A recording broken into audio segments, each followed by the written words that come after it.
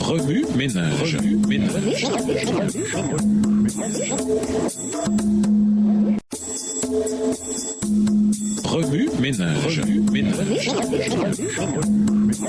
Bienvenue dans votre émission Remue-ménage. Voilà la leçon de dimanche. Intérioriser des réactions pieuses. Jacques connaît les passions qui surgissent souvent dans le cœur humain. Par conséquent, il donne un modèle de réaction. Chacun doit être prompt à écouter, mais lent à parler et lent à se mettre en colère. Jacques 1, verset 19.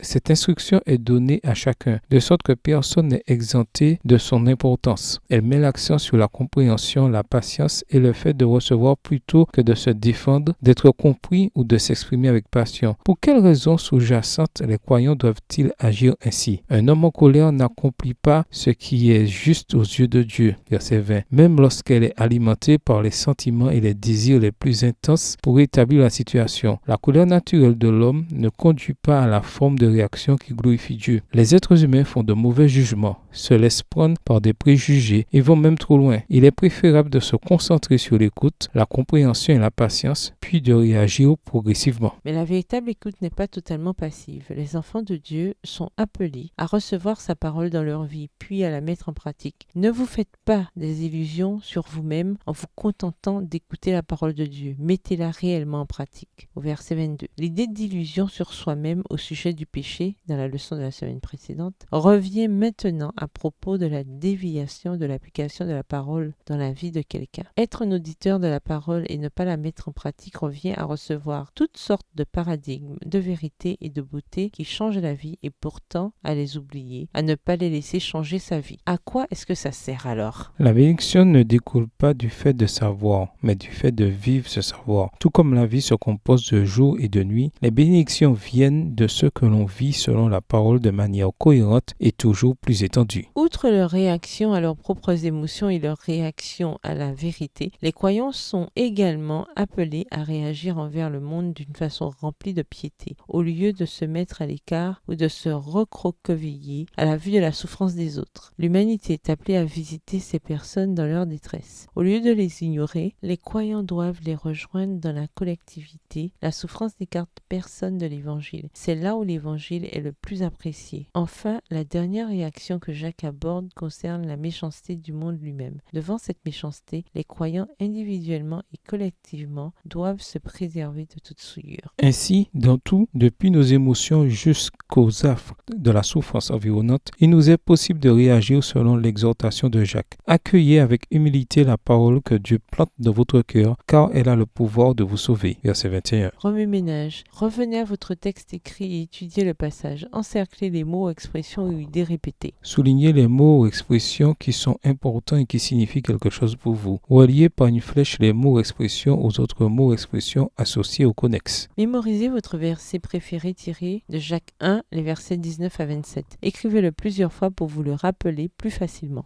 Notez tous les verbes de ce passage. Quel modèle émerge de ces verbes? Pourquoi est-il nécessaire de réagir? Serait-il préférable parfois d'ignorer complètement certaines choses? Pourquoi? Au revoir. Et à demain si Dieu veut.